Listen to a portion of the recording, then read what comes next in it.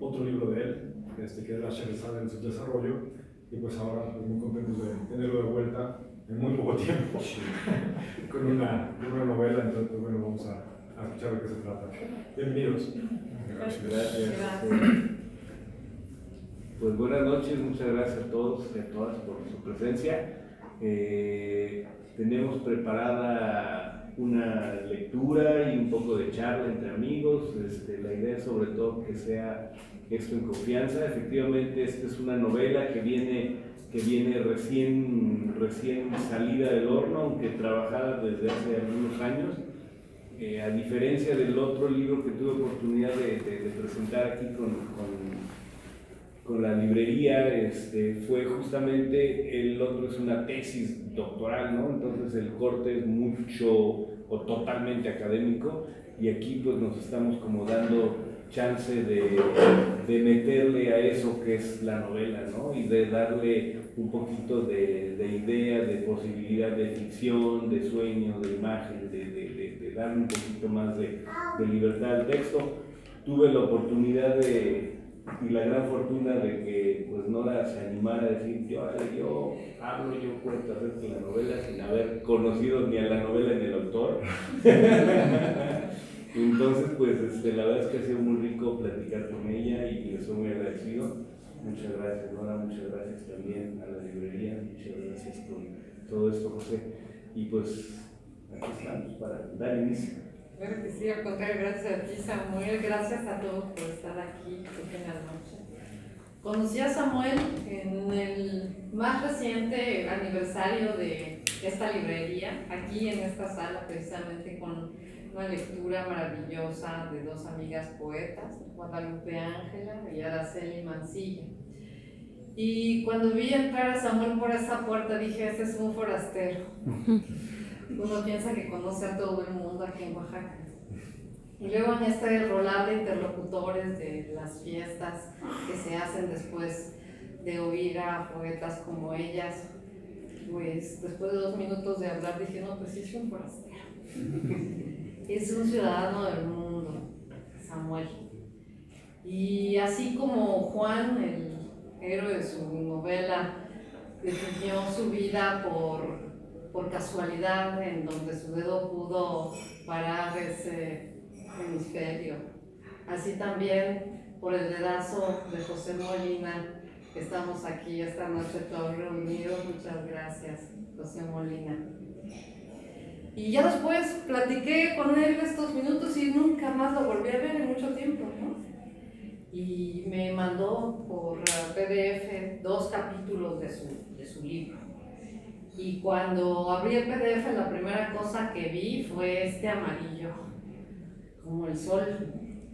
Y me cegó este amarillo como los rayos del sol. Pero después empecé a ver los detalles en este diseño minimalista y me quedé impresionada de cuántos simbolismos podía contener una imagen tan sencilla, tan imaginablemente rica en simbolismos, ¿no? Y pude ver cómo los diferentes tonos de un mismo color nos pueden dar la sensación del poder de la naturaleza, ¿no? Con este amarillo más fuerte que nos dibuja una gran montaña. O también el camino, ¿no? El camino de la moto, o el camino de la vida, el camino de Juan, que no sé si va o si viene, o si va hasta donde está este personaje morado, lineal, que se concentra y se protege en este casco rojo y que está inclinado hacia lo que escribe, hacia su experiencia. Pero no quedó ahí, también vi que este personaje estaba iluminado también por un amarillo más claro que parece blanco, pero no está iluminado desde una lamparita de mesa, de un escritorio, está iluminado desde el cenit, como iluminándolo en su experiencia para escribir y ofrecernos este tesoro. Y entonces, motivada por todas estas sensaciones, pues me puse a leer en PDF, ¿no? Estos 2 primeros capítulos que me mandó Samuel. Y después de mucho tiempo nos pudimos poner de acuerdo para volvernos a encontrar. Nos quedamos de ver ahí en la Casa de la Ciudad. Y yo ya había leído a Juan, ¿no? Esos 2 capítulos y quería seguir leyéndolo. Entonces, cuando estaba entrando a la casa de la ciudad, a esa casa preciosa andaluza, que tiene este vestíbulo, la primera corte, iba pensando, híjole, y reconoceré a Samuel después de tanto tiempo de no verlo. Y en eso yo iba ya llegando a la primera corte y oigo por atrás mi nombre, ¿no? Y volteo y era Juan, que se había salido del libro, ¿no? Ahí estaba Juan con sus botas, su chamarra y su casco en mano y con su cara de forastero. Y dije, ahí está, se salió del libro. Y sin mucho que hablar buscamos la sombra del árbol que está allá atrás y nos pusimos a platicar. Nos pusimos a platicar de nuestra infancia, de nuestros padres, de nuestros abuelos, y después sacó su libro y me lo dio en un gesto honorable, sencillo y honesto, y me estaba dando su tesoro.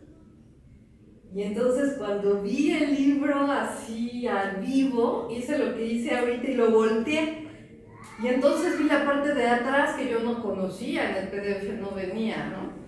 Y entonces vi el equilibrio ya desde afuera del libro y vi que aquí estaba la noche, así como aquí estaba el día, aquí estaba la noche. Y con otros simbolismos también iluminados por la luz de la luna. La montaña, el camino nocturno, pero sobre todo el diamante, con el brillar del viajero. Y fue entonces cuando me puse las botas, la chamarra, me metí al casco de Juan y me fui a viajar con él. Y me puse a leer su libro. Y me puse a leer su libro conociendo a Juan, pero también conociendo a Samuel por lo que me había contado en la casa de la ciudad, que era su niñez. Y entonces leyendo este libro pues me dieron ganas de escribir, es inevitable, ¿no? Entonces me puse a imaginarme a Samuel de pequeñito y le escribí esto a Samuel, a Juan.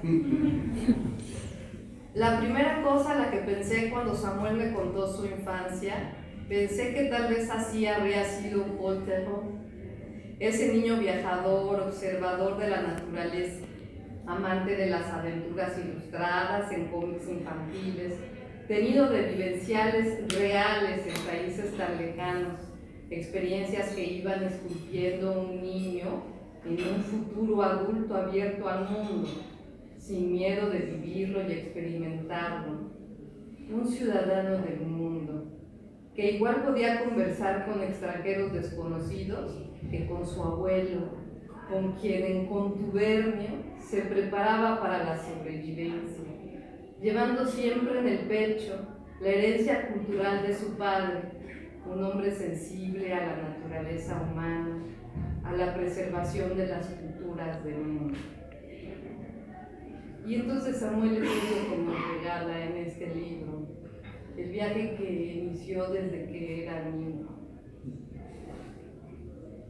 Y bueno, en este libro que uno piensa que habla de motos, con este título de Al final del pavimento, ¿no? Máquinas, y aunque todos estos son al femenino, máquinas, motos, pues uno piensa que no hay cabida para las mujeres en esta novela, ¿no? Que más bien es de hombres, ¿no? Pero sorprendentemente durante su viaje, Samuel nos hace gozar de la mujer como uno de los árboles más frondosos de su viaje. El árbol que ofrece frutos multiseductores, como si hubiera reencarnado a Eva, una prolífera enramada. Los roles personificados por la mujer en el viaje de Juan es muy vasto y nos ofrece un sinfín de facetas. Hay muchísimas mujeres muy diferentes una de otras y cada una nos deja una vivencia muy importante. Está presente su hermana, ¿no? ¿Quién se imagina motos, Samuel y hermana? Pues solo Juan.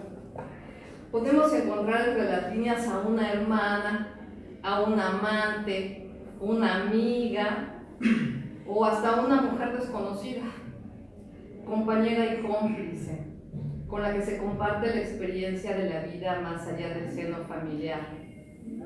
La hermana de Juan me hizo compadecer aún más a la heroína de Demasiado Amor, escrito por Sara Sefcovic. Estas dos hermanas que se escriben toda la vida continuamente, contándose cada detalle de lo que viven día a día, pero jamás se encuentran. Una se va de viaje a Italia y no regresa nunca más. En cambio, Inés, la hermana de Juan, tiene la gran fortuna de compartir el viaje con él, ¿no? Y no nada más el viaje por esta carretera, sino también el viaje de vida. Y bueno, es un recorrido en donde cuando se golpean los cascos entre ellos se hablan en la carretera.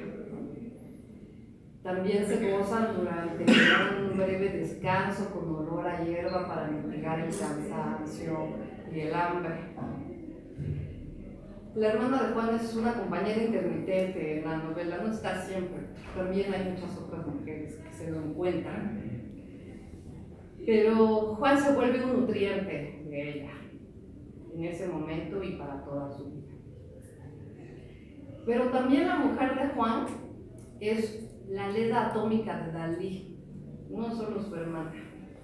La Leda atómica de Dalí en busca de las alas de Júpiter, una pausa placentera y fantasiosa, con olor a durazno, una distracción fugaz del objetivo también, un derrier por el cual vale la pena pagar la mayor sentencia de un revolucionario sin saber empuñar un arma.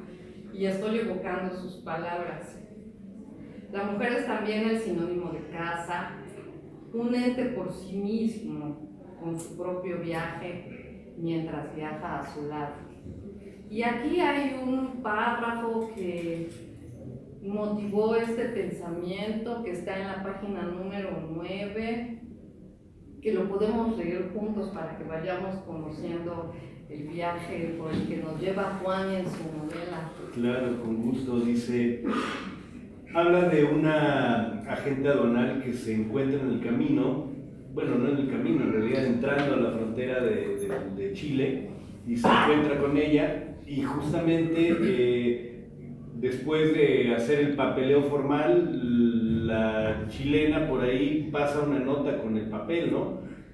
Con el número telefónico, y dice, bueno, pues si quieres visitar Arica con más calma, pues avísame. Y entonces se da ese encuentro. Y justamente este es uno de los párrafos de ese suceso. Dice, cada vez que aseveraba algo, hablaba con las manos y soltaba el volante como si se olvidara que estaba conduciendo. Me miraba a los ojos y reía. Yo no sabía si estaba entusiasmada o esa era su forma de comunicar, pero me asustaban sus preguntas. ¿Un agente aduanal que quería saber más del Che en Chile? Algo no ajustaba, y yo trataba de responder mientras dilucidaba mi situación. Si no hubiera sido por lo que aparentaba ser un delicioso derrier, habría salido corriendo. Sí, claro que lo conocemos, es una persona muy admirada entre la izquierda. Imagínate, un joven idealista que decide dejar su país para ir a hacer la revolución y que piensa en los menos favorecidos. Creo que es admirado en todo el mundo, mucho más allá del continente. Yo crecí después de su época, pero he escuchado hablar de él, y en mi medio familiar dicen que tenía la sensación de caer suave y lentamente en mis palabras y de hacer una especie de confesión de partes o justificación de mi viaje ante un agente del Estado. No había hecho nada, pero he sabido que en mi América Latina no hay que hacer nada para ser culpable. A diferencia de otros sistemas de justicia, en nuestro mundo latino uno es culpable hasta que puede demostrar su inocencia. Y Honduras me había calado hondo. En fin, Lala entonces empieza a hacer un juego y a contarle un poco de la ciudad, pero a preguntarle un poco sobre quién es él, si viene, si es él se pregunta si ella está pensando que es un agente infiltrado por ahí, un revolucionario loco, y entonces empiezan a jugar con esto, ¿no? Y le dice, En algún punto van en el auto y dice, ja, soltó una enorme carcajada y me miró de nuevo con esa risa de diablo y los ojos de miel escapándose de los lentes. Entonces tienes miedo de lo que puedas decir. Ya sé, soy agente aduanal y podría denunciarte por revolucionario, ¿no? Acá, en este espejo, señalando el retrovisor que giró hacia mí, hay una cámara y hay un micrófono, dijo apuntando hacia una de las salidas de aire del tablero. Calla, comunista. Y todavía riendo me dijo, vamos, che mexicano, te invito una cerveza en casa para poderte torturar sin que sufras tanto. ¿Está bien? Pero después vuelves a tu hotel en taxi porque la gente de la oficina de interrogaciones no puede manejar borracha. ¿Cachai? Bueno, la mujer como amante amada en la vida de Juan es también aquella que desmiembra el alma, como un felino husmeando en la caja de Pandora para sacar a flote los sueños perdidos y recuperar a un hombre sin camino, para hacerlo volar hasta los cielos de la verdad, en los cuales están estampadas las palabras en frases, en capítulos, en novelas, que te lleva por el camino hasta el final del pavimento, hasta la meseta de la muerte. Y aquí podemos hacer una lectura de la 230 que nos habla precisamente de eso. Ay, aquí tengo lo del bello, ¿sí? Pues entonces le seguimos, ¿no? Con la mujer también, porque también la mujer es una musa liberadora de miedos, de él mismo, de los paradigmas, de la sobrevivencia misma, blanca, pura y salvadora, rescatista del olvido y la muerte, para entender esto que me hizo sentir Juan cuando se define como Roy en Nexus 6, no sé si han visto esa película, pero a mí me hizo verla, en Blade Runner, la película del director Ridley Scott, ¿la han visto? Si no, se la recomiendo, es buenísima. Y me puse a ver la película solo para oír el famoso diálogo final que me recordó Samuel cuando lo leí. Juan dice, es que Juan y Samuel es el mismo viaje, el viaje del vida. Les voy a leer este diálogo final que es maravilloso y que habla precisamente del olvido y de la muerte cuando se pierden las experiencias de la vida y no queda un testimonio como ahora tenemos la oportunidad de tenerlo aquí. Es toda una experiencia vivir con miedo, ¿verdad? Eso es lo que significa ser esclavo. Yo he visto cosas que vosotros no creeríais. Atacar naves en llamas más allá de Orión. He visto rayos C brillar en la oscuridad, cerca de la puerta de Tannhauser. Todos esos momentos se perderán en el tiempo, como lágrimas en la lluvia. Es hora de morir. Esfumarse en la nada, las experiencias que se tiene de la vida, significa morir. De esto, a Juan lo salva una mujer. Dice Juan, justamente después de recordar a Descartes en esta película, dice, he conocido tanto, pensaba, he visto tanto, ¿para qué? Nadie que no tenga la condición de replicante y que sepa que su vida se termina lo entendería.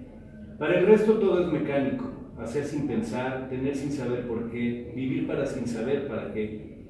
Los locos como yo no sirven en este sistema, pero pareciera que tenemos un mecanismo de autodestrucción. El sistema no necesita matarme, me basta tomar 2 turnos de mesero al día para morir en vida, para desprogramarme. Lo pensó toda la mañana y parte de la tarde. Sí, ese parecía ser el momento. A las 5 buscó al gerente y le contó que no podía seguir, que necesitaba respirar y que requería aire. Sin esperar siquiera la respuesta, se quitó el delantal, se despidió de sus colegas y se fue a Belisario Domínguez y Manuel Ruiz. Le tenía que contar que había decidido volver a escribir. Y ahora tenemos la 224.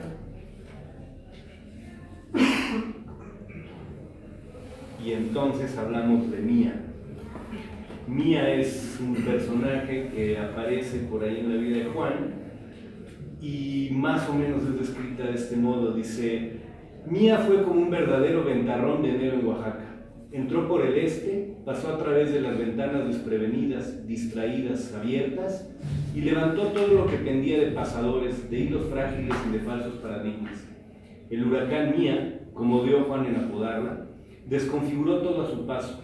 No había pieza del apartamento en que no se notase su impronta. Al principio, Juan intentó guarecerse en un rincón con sus libros. Luego trató de salir al café, pero se dio cuenta de inmediato que ella le hacía falta. Después se acostumbró y, como marinero cansado de hacerle frente al viento, simplemente dejó que la brisa le llevara. Si no tenía un destino claro, igual daría que fuera con la bruja del norte o con la reina de corazones que corta la cabeza. Más valía dejar de oponer resistencia a las fuerzas de la naturaleza, representadas en la mujer más hermosa del mundo. Ya había tiempo de sacar el salvavidas y nadar en busca de puerto seguro. El caos le sentaba bien. La mujer en la novela de Samuel es un viaje por sí mismo. No se lo podemos contar todo. Bueno, pues entonces también pensé, bueno, ¿qué es un viaje? El viaje como concepto. Y entonces pues me fui a internet a ver qué buscaba de viajes, ¿no? Concepto de viaje. Paquetes de viaje. Reserva tus paquetes de viaje en despegar.com.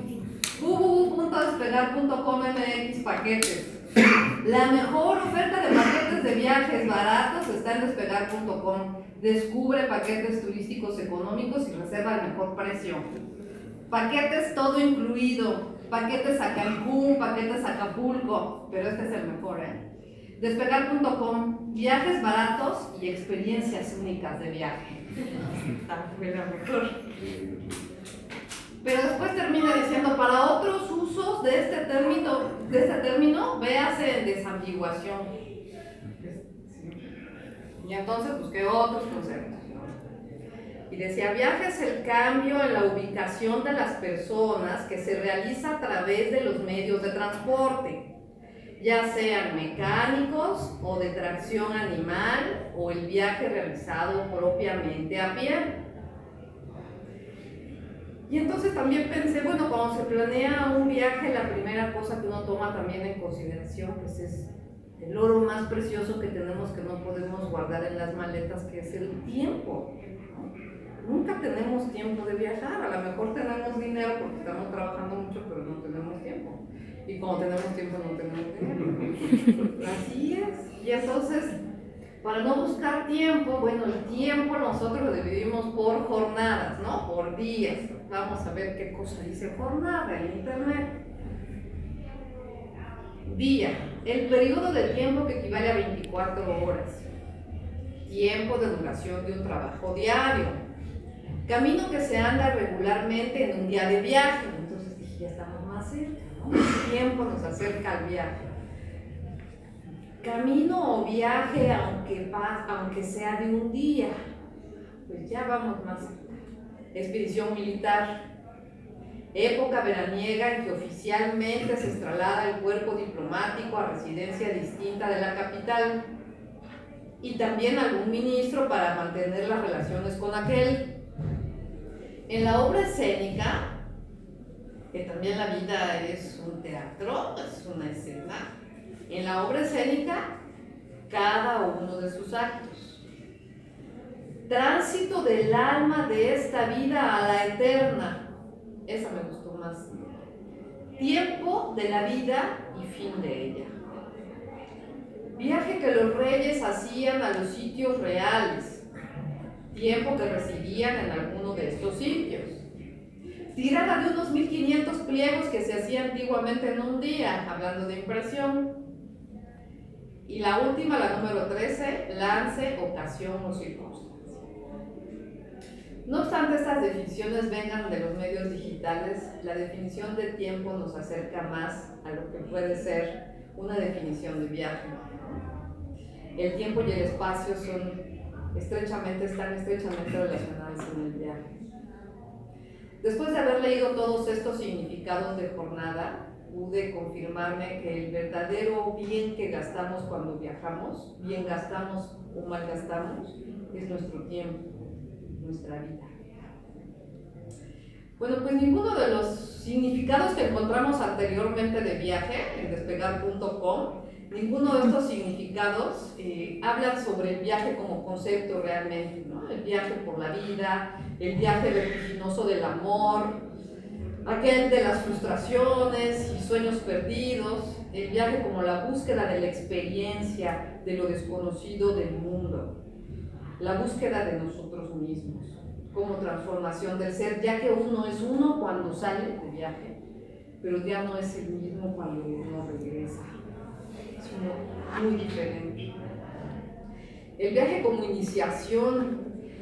como iniciación me transporta a Australia, en donde los niños, cuando son niños, ¿no? Cuando empiezan a ser adolescentes, pero son aún niños, tienen que viajar solos por tierras hostiles para buscar el adulto, para encontrar el adulto que hay dentro de ellos mismos, para encontrar su alma, porque si no lo hacen, su alma estará siempre perdida y nunca la encontrarán porque estará en la nada.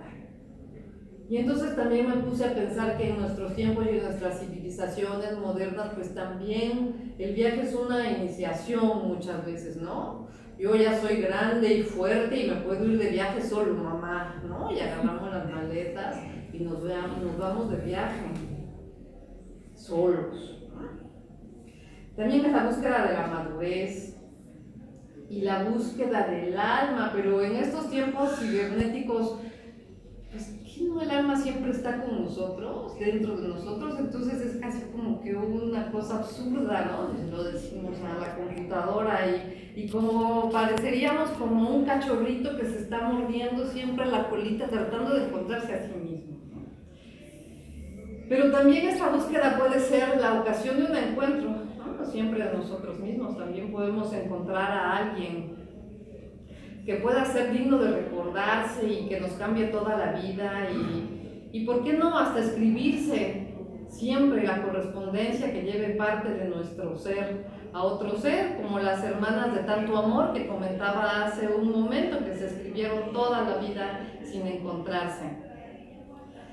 También puede ser la búsqueda de placeres humanos o con el solo fin de gusto, ¿no? Como decía el ¿por qué no?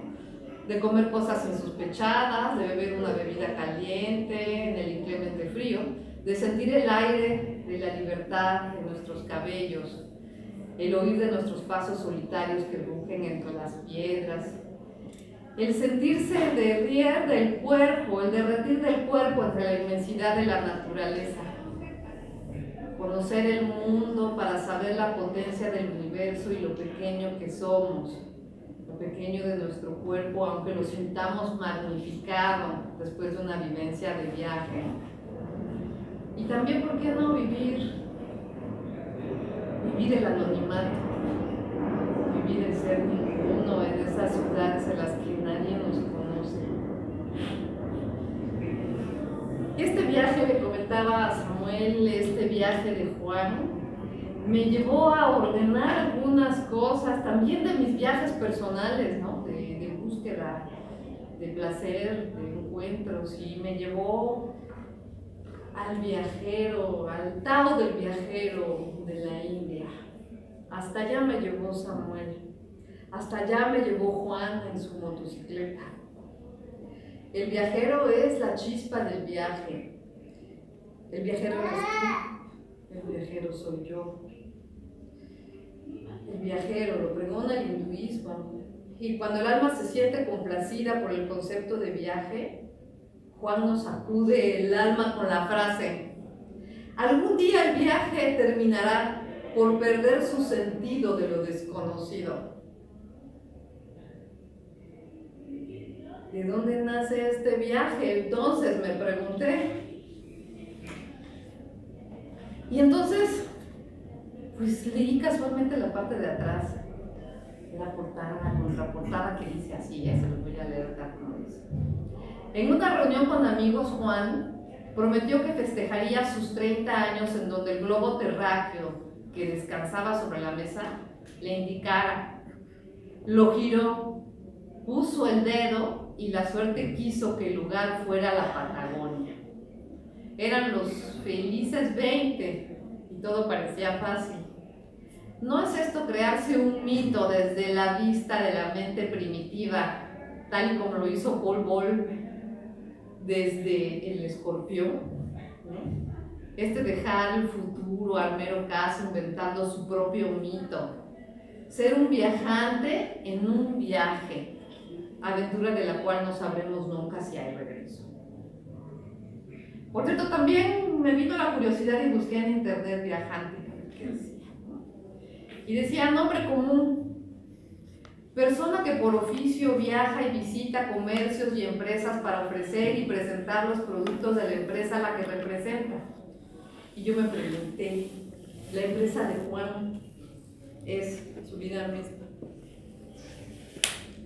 Esta definición definitivamente nada que ver con el viajante de Juan, quien nos conecta con la naturaleza en sus diferentes latitudes, sus sombras, sus soles, nos hace oler el polvo y oír crujir las piedras redondas del río que no deja avanzar su moto que es él mismo, en cierto punto de la carrera.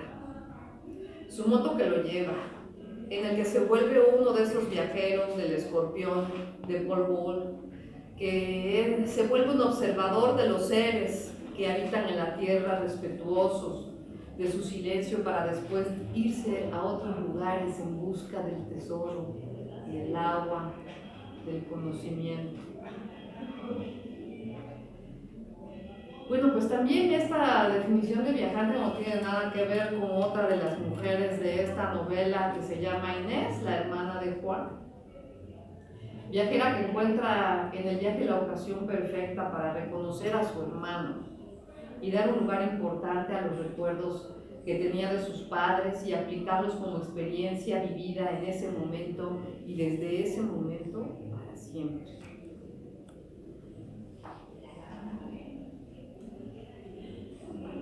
Pues siguiendo la filosofía del hinduismo, podría regresar a que Juan nos describe los paisajes más hermosos que sus ojos guardaron en su corazón. Tal como lo hiciera el Tao del viajero, que nos escoge desde la filosofía del viaje. El viajero es la joya entre los ojos. Es tal vez por eso que el viaje nos parece nuevo. No obstante, hay tantos relatos, tantos viajantes y tantos destinos que en muchas ocasiones son los mismos. Y es que cada uno de nosotros decidimos cómo hacer nuestro viaje. Por el viaje, que el viajero es el mismo viaje. Juan, al igual que Thoreau, nos ayuda a recordar nuestros viajes, repasándonos en algunas de sus experiencias del camino, ayudándonos a entender tal vez algún significado escondido en nuestro inocente, en nuestro inconsciente, de algún encuentro, de alguna luz, de alguna voz.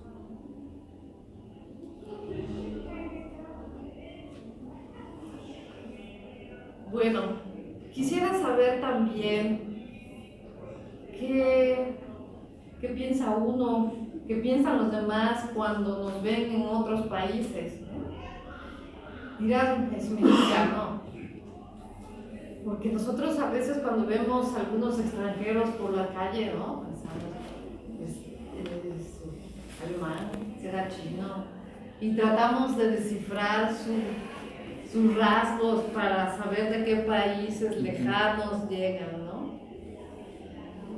Y entonces también así, en esta aventura de Juan, pude ver cómo somos como mexicanos en el extranjero, cómo se nota que somos mexicanos. Y entonces les voy a contar esto. Primero vamos a empezar con el capítulo del encuentro, se llama Kilómetro 19.478. ¿Qué tan preciso era Juan Inés? La bitácora. Es la bitácora del viaje. Juan e Inés, su hermana, nos narran intermitentemente uno y otro la experiencia de viajar juntos. En este, escribir el viaje. Aunque si cada uno percibe el viaje en un modo diferente, llega un momento en el que uno no sabe quién está contando la experiencia. Lo digo porque así también llega un momento en el que se encuentran tan mimetizados como solo dos hermanos que se conocen bien pueden hacerlo. Pero no solo esto, sino que el conocer la tierra por donde se viaja. Mientras se conoce más profundamente un hermano, es también conocerse más a uno mismo, meterse hasta las entrañas de la escena familiar del Génesis. Y aquí podemos leer algo de la página 245, ¿verdad, Juan? Totalmente. Juan, su aventura con su hermana, que es todo un asunto. Entonces llegan a un punto en que la moto se queda atoradísima en la mitad de caminando por un caminito o avanzando por un caminito pegado al borde del mar, que cada vez se va haciendo más estrecho, más estrecho y más estrecho, y de pronto hay un momento en que se acaba prácticamente el camino y no hay forma de dar ya ni siquiera la vuelta de la moto. Entonces la moto se queda ahí atorada y no hay más solución, o la bajas o le tratas de dar la vuelta, y entonces Juan e Inés empiezan a pensar y cranear qué van a hacer para voltear esa motocicleta, ¿no? Entonces dice Juan, pues vamos a jalarla hacia adelante con uno de los cinturones de tela que tengo aquí en la maleta, con el otro amarramos la raíz de este árbol para que no se caiga. Dijo mi hermano, eso lo cuenta Inés. Está súper pesada, responde Inés, no creo que la podamos sacar. ¿No quieres que vaya por ayuda?, le respondí. Sí podemos, solo es cosa de un poco de esfuerzo. La jalamos, sale, la levanto y le doy la vuelta. Por toda respuesta asentí y emití un ok más bien imperceptible. Si tú, lector, has tratado de discutir con una tabla de madera, sabes que jamás cambiará de opinión y que el error de discutir es tuyo, no de ella. De mi parte, estaba claro que mover 200 kilos, levantarlos y girarlos era casi imposible. Pero mi hermano, empecinado, se sentía Asterix, solo que olvidaba que no llevaba su poción mágica. Forcejeamos más de 40 minutos sin resultados. Juan intentaba jalar la moto, pero esta apenas se había movido 20 centímetros y él ya se había quitado la chamarra, llenado las manos de barro y perdido la paciencia. Yo callaba, menos convencida que optimista, e insistía en pedir ayuda, pero claro, eso era contrario a sus propias reglas de independencia y autogobierno. Tenía que dejarlo cansarse un poco más. No, dijo exhausto, pero sin ceder ante su necedad. No voy a poder sacarla hacia arriba. No habrá más opción que deslizarla hacia la playa. Espero que no se ruede. Ayúdame, un último esfuerzo. Total, si no lo logramos, prometo que iremos por ayuda. Por suerte no estamos lejos del pueblo. Obstinación, elemento familiar característico. Si no es con la moto, es con la política. Y si no es con esta, es en la cocina y en cualquier ámbito del actuar humano. Nos podrán acusar de todo, menos de transigencia. Reteniendo al máximo mi reclamo, respondí. Sí, claro, hermano. ¿Qué hago?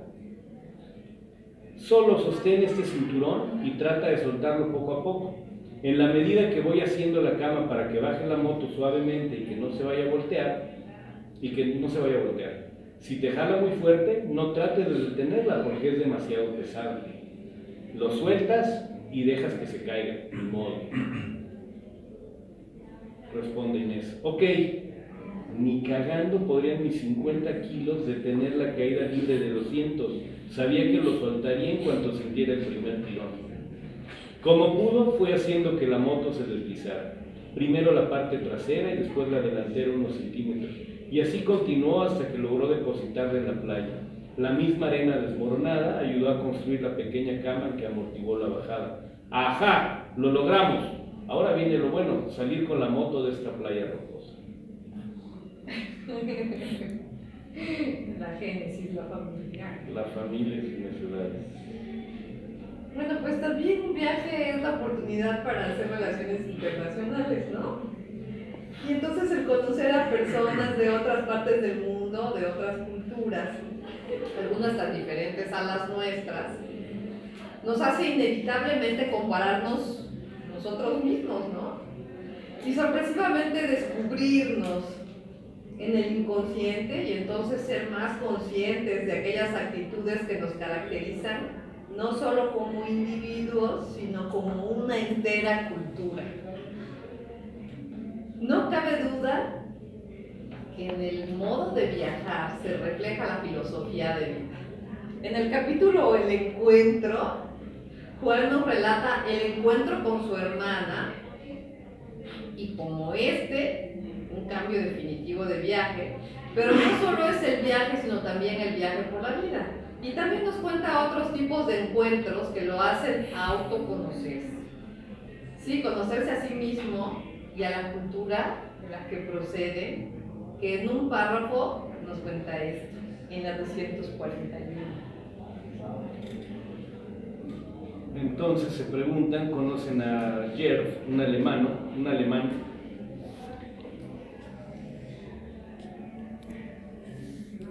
Perdón, estoy atorado aquí entre leer una parte y otra, pero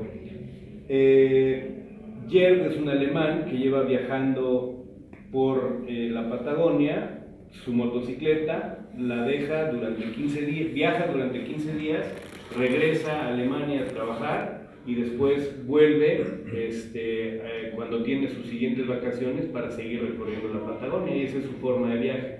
Es bastante ordenado, bastante armado en su viaje, ¿no? Lo conocen en algún momento y empiezan a tener una serie de pláticas con él, y hay un punto en que dice: seguimos conviviendo hasta las 11 de la noche. Yo notaba que la curiosidad por los dos hermanos deschavetados era alta. La mayor parte veía la diferencia generacional, las distintas maneras de pensar y la ocurrencia de viajar juntos, como señales de que sería un viaje inolvidable, pero seguro también se preguntaban si lo concluirían. Jerv duraba de nuestro entrenamiento y se sorprendía de nuestra ignorancia. Seguro él tendría las coordenadas de cada hospedaje, estancia, lago, taller, gasolinería, hostería, restaurante y otros elementos. O simplemente no tomaría el camino. Nosotros apenas contábamos con un mapa y una guía de viajes. Él tardaba meses en organizar y definir sus movimientos. Nuestro mapa era el camino y la gente. Qué hermosa frase que nos define. El mapa era nuestro camino y la gente. Yo dije que sí, somos mexicanos. Y bueno, y entonces de ahí sigue otro capítulo que se llama Inés y el fin del mundo, en donde es impresionante, voy a usar la palabra de Juan, que es flashazo. Es impresionante la cantidad de flashazos, de imágenes, de las experiencias, de los lugares, de las sensaciones, de los olores que ven Inés y Juan en el fin del mundo, inclusive en Demasiado Amor de Sara Sefcovic, que ella nos relata su viaje por toda la República. Es una cantidad de imágenes impresionantes de toda la República. Bueno, pues en este capítulo yo creo que hay más imágenes solamente de Oaxaca. Entonces es impresionante el viaje colorido que nos hacen vivir Juan e Inés de Oaxaca. Nos hace conocer más nuestra ciudad, no nada más otros países del mundo, sino nuestra ciudad.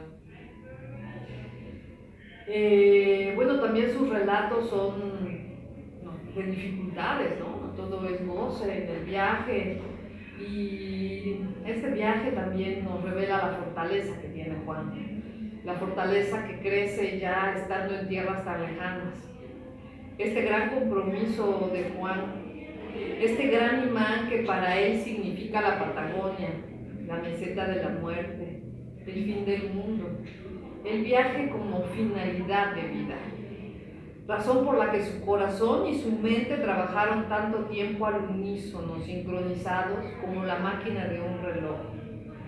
El mito de llegar a la Patagonia. El mito de Juan puede ser definido por José Vasconcelos en sus notas de viaje o premoniciones de su libro La raza cósmica. Y nos dice así José Vasconcelos. Se diría que ciertos sitios de la tierra nos atraen de una manera fatal y misteriosa. Pasamos por muchos lugares sin que esto signifique algo en nuestras vidas. El cuerpo es llevado a los acontecimientos y los ojos vieron, pero el alma no se conmovió, ni la atención se sintió sobresaltada. Parece que dejamos en ello algo en otra etapa remota de la existencia y que necesitamos ir hacia allá para recoger un tesoro largamente anhelado, confusamente presentido, un tesoro de afectos, ideas, de visiones, de paisajes y cielos. Creo también, como Juan, que la vida es cíclica, ¿no? Y que el viaje no termina aquí. Por eso quisiera evocar una pregunta que le hizo un compañero de la escuela a Juan cuando regresa de su viaje, y es: bueno, Juan, y a todo esto, ¿qué trajiste del viaje? Y sí, es como, yo creo que es una pregunta muy frecuente, ¿no? Cuando tú te vas de viaje, lo primero que hace la gente es preguntarte: ¿y qué trajiste? ¿Y qué compraste? Y a mí esa pregunta me agarró completamente en el aire, ¿no? No supe qué contestar. Yo dije, bueno, pues compré 2 libros, y pues muchas experiencias, ¿no? O qué sé yo, pues fue lo que traje. Pero la idea me siguió dando vueltas durante mucho tiempo y me respondí años más tarde, tal vez incluso, hasta lo apunté y lo escribí en algún momento pensando en que se lo iba a decir a esa persona que me lo había preguntado, pero nunca se dio una oportunidad más. Pero fue que cuando vine del viaje, no fue lo que traje, sino lo que dejé, ¿no? Lo que tú dejas cuando te vas de viaje y cuando haces un viaje de aventura, de distancia, de lejanía, es que vas dejando cosas en el camino, es decir, vas aligerando tu camino, vas aligerando tu persona, y llega un punto en que pues sueltas. ¿Y qué eres? Pues no, más bien qué dejas, ¿no? Eres lo que dejas, y lo que regresa es algo como mucho más libre, mucho más flotante, mucho más tranquilo de su vida, porque pues finalmente ya lo viviste, ¿no? Y eso es algo que es una satisfacción muy personal, pero pues que definitivamente tiene que ver con esa pregunta, ¿no? Y esa es como la hoy en día tal vez diría que traje esto, ¿no? Quizás sería un buen punto 15 años después, pues traes un texto escrito. Yo decía que a mí en el tema de literatura de viajes, pues soy obviamente fan de Hemingway, ¿no? De Orwell, soy fan de esta gente del mismo Jack London, que hicieron cosas como para vivirlas y después contarlas. Y eso es lo que me parecía tan gratificante de toda esta gente.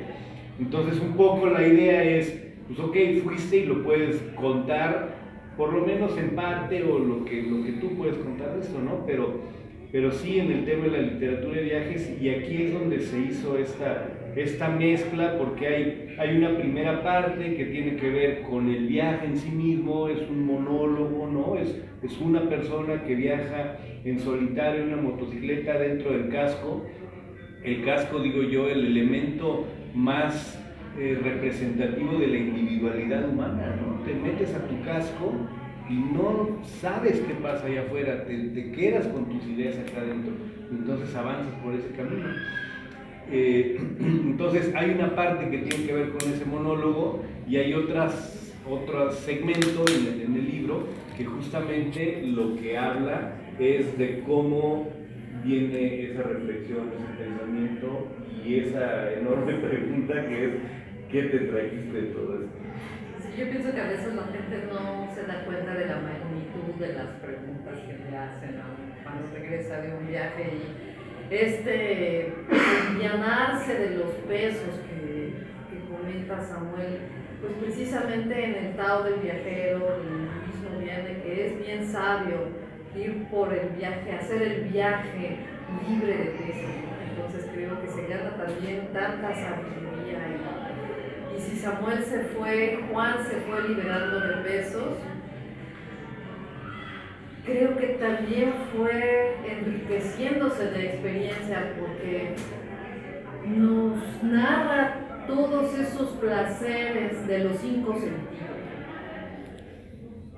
Los sabores, el frío, cómo corta su frente, cómo goza al oír este acento cadencioso chileno de la mujer que se encuentra en la aduana, cómo lo quema el sol cuando va por la carretera, cómo sabe ese polvo que llevan sus labios secos y quemados por el sol.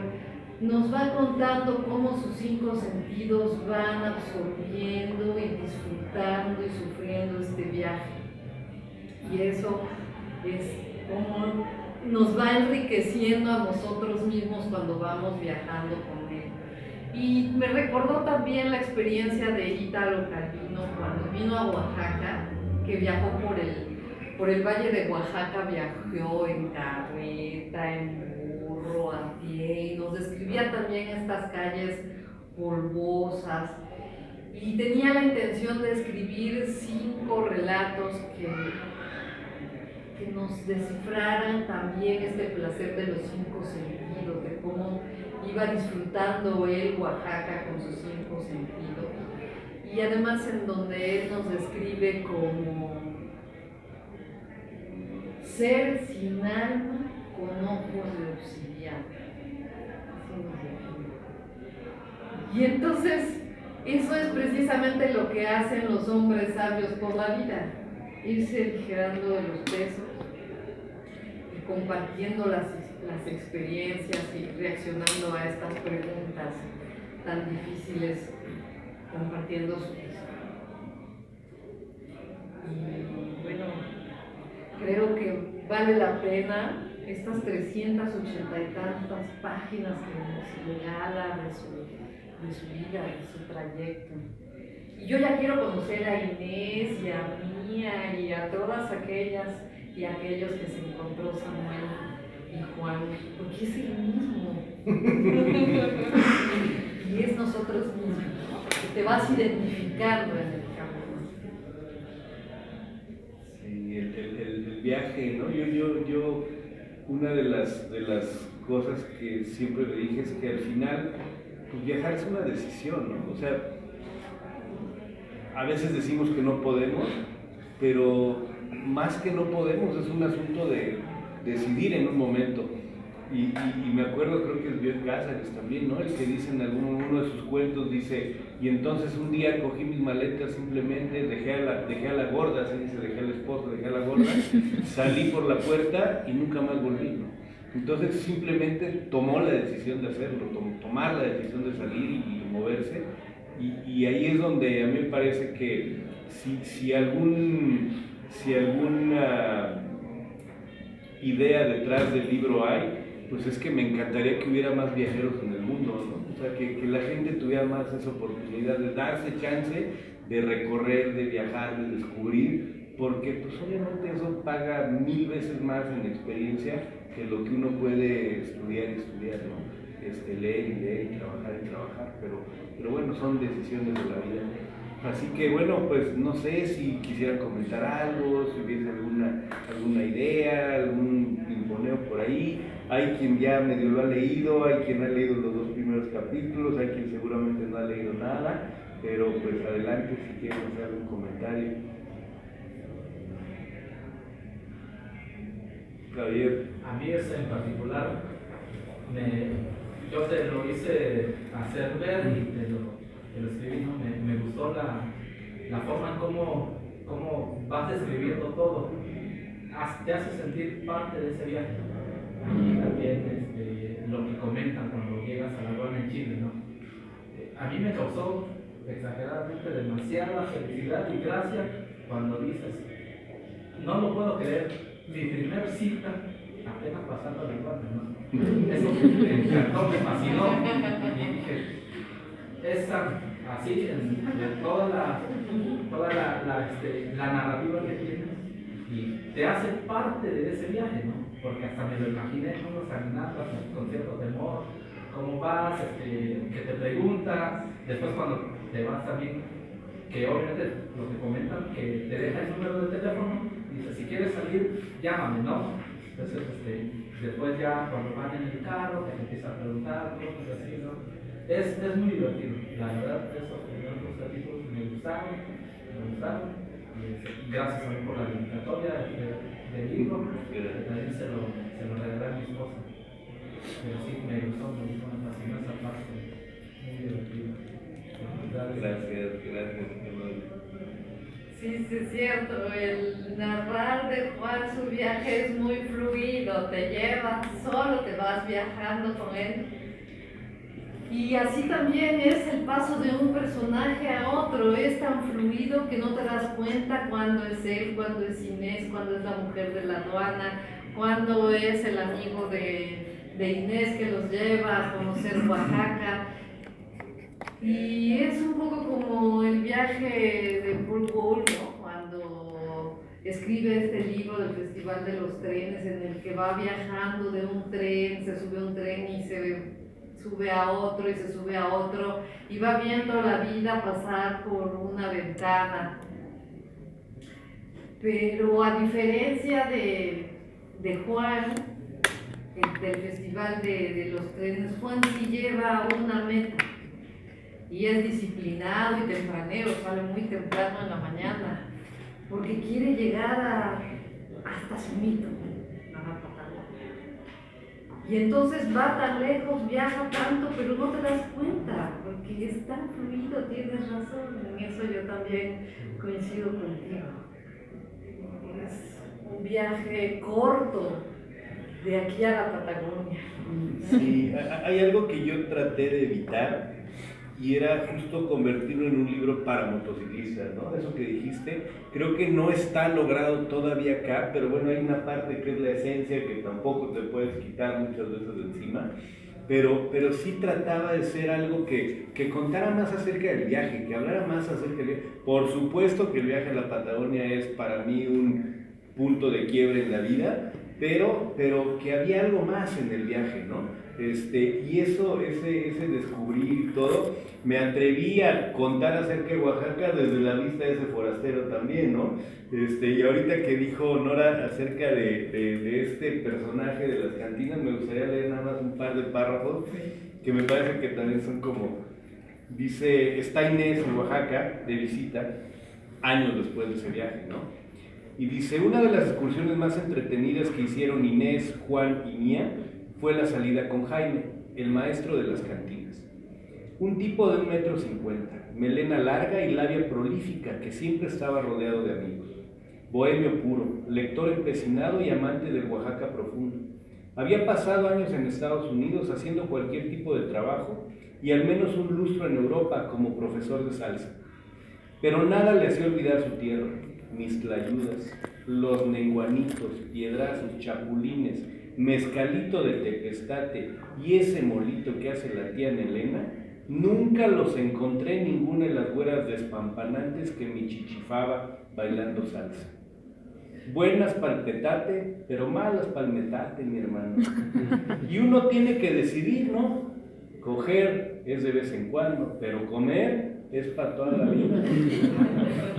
Jaime era el que más sabía de Oaxaca, tan hábil para dar un discurso sobre las alegorías de una calenda en términos religiosos, o para colarse en los vernissages de la haute société hipster oaxaqueña, como para guiar a su fiel grupo de amigos por los recovecos del cuadro histórico que iniciaba en la calle Trujano y prácticamente terminaba en la central de abastos de la ciudad. El paraíso del antropólogo, mi carnalito.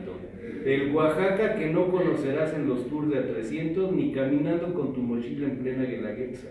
El más allá del Zócalo, el más acá de la vida real, el de la sociedad que le da vida a esta ciudad la que le hace sus tamalitos, le trae sus chapulines, le viene manejando el abasto del quesillo, le pinta sus carteles, le vende su artesanía y, ¿por qué no?, hasta le quita la billetera si se pone usted en un descuido o se le sube la tontera a la cabeza.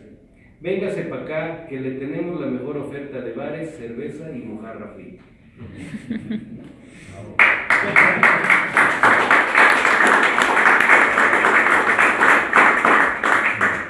Pues nada, muchas gracias para todos por su asistencia. De verdad que sea un comentario con toda tranquilidad y confianza. Yo quisiera hacerte una pregunta. Claro. Este libro tú lo escribes como con este afán como de Jack London, de poder compartir lo que viviste, o tiene que ver también con qué pasa contigo a la hora de escribir este libro y revivir todo lo que viviste ahí durante el viaje. Es algo que me imagino que fue un viaje súper transformador, ¿no? Lo haces a los 30 años, que es una época en donde estás como cruzando un umbral, ¿no? Yo me acuerdo a los 30 años es cuando te empiezan a decir Señor, dejas de ser el joven, ¿no? Te empiezan a decir sí, y lo sientes, ¿no? Y es cuando decides hacer este viaje y me imagino que obviamente fue súper transformador, pero después del viaje pasaron varios años en que este libro se materializara, ¿no? ¿Cómo fue ese proceso de haberlo hecho y después haber decidido ponerlo, ya materializarlo y contarlo? Hubo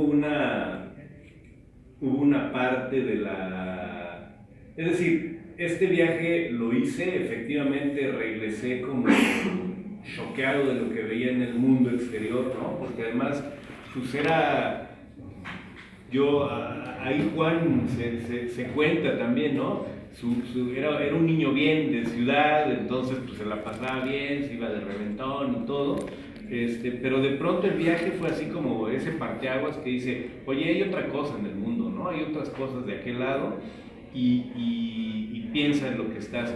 Pero al mismo tiempo era un Juan de 30 años con todas las ganas de vivir más aventuras, ¿no? O sea, era el destape hacia la aventura, vámonos a lo que sigue. Y en ese momento yo recuerdo que lo que hice fue primero llevaba una libreta, bueno, varias libretas, ¿no? Hice todas mis anotaciones y era como un diario. Ese diario después lo convertí, lo digitalicé, lo escribí, lo tecleé, pero se quedó como una bitácora.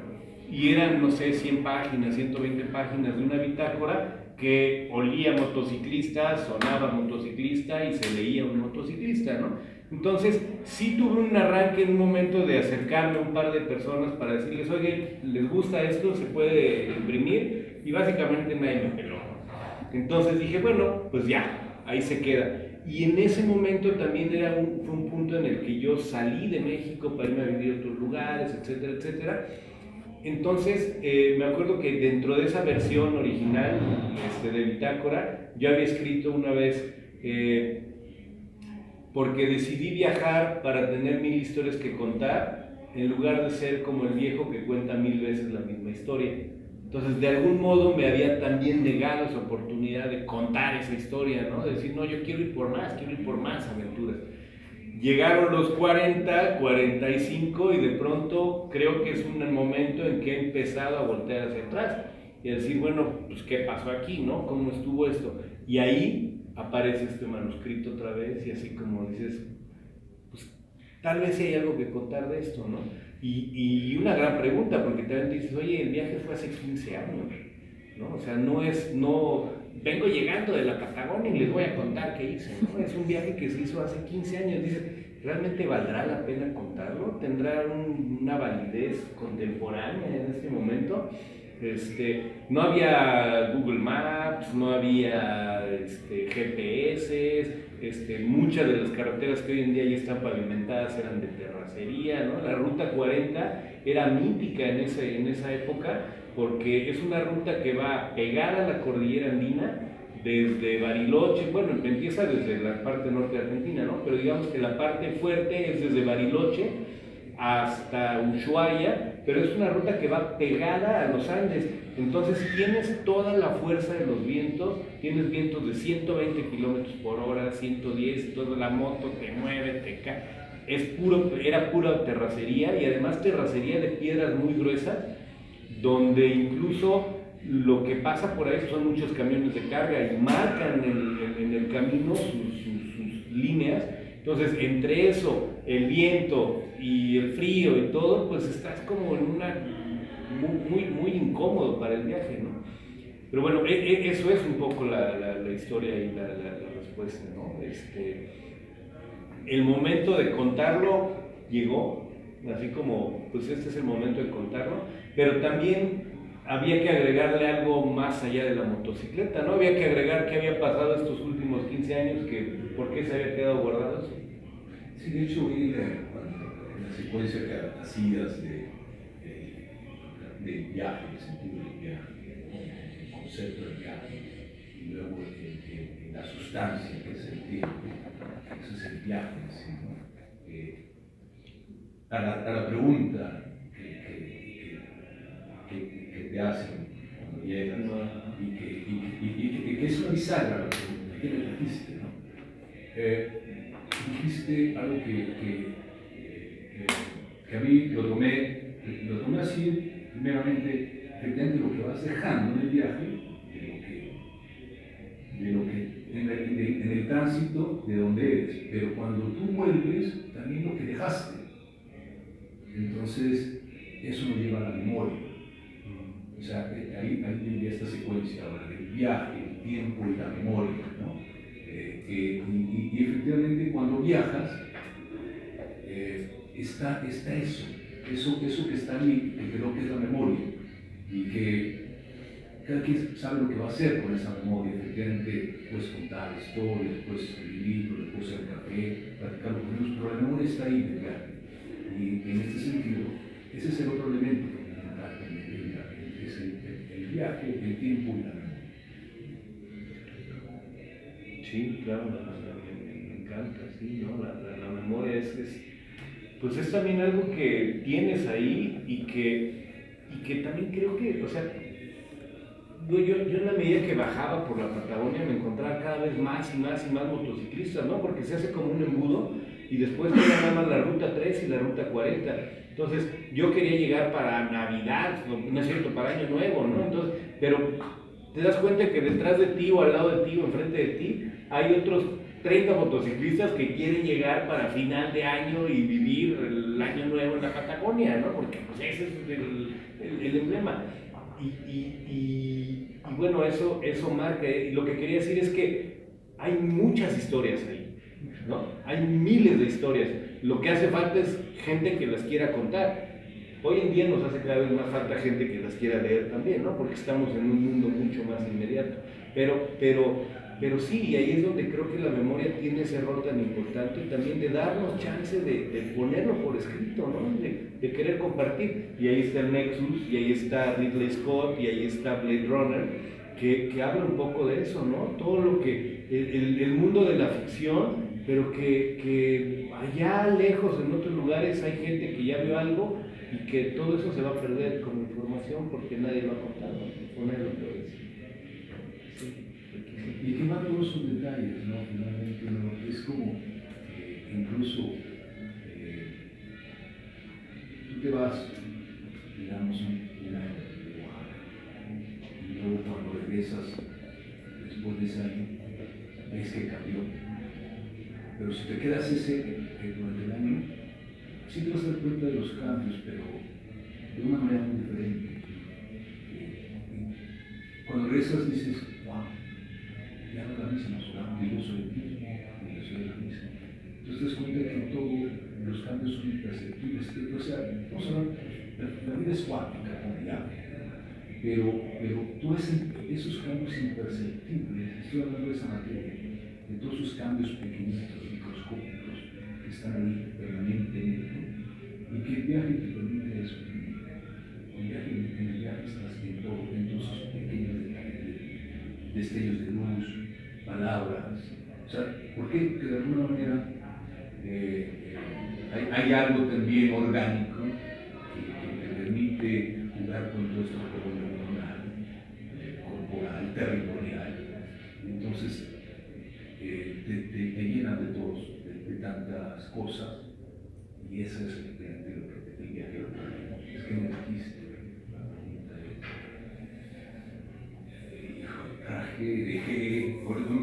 dijiste lo que dejaste, yo me fui para allá, ¿no? Lo que dejaste, y que por eso cuando lo dijiste, dije, ahí está, finalmente decides traerlo.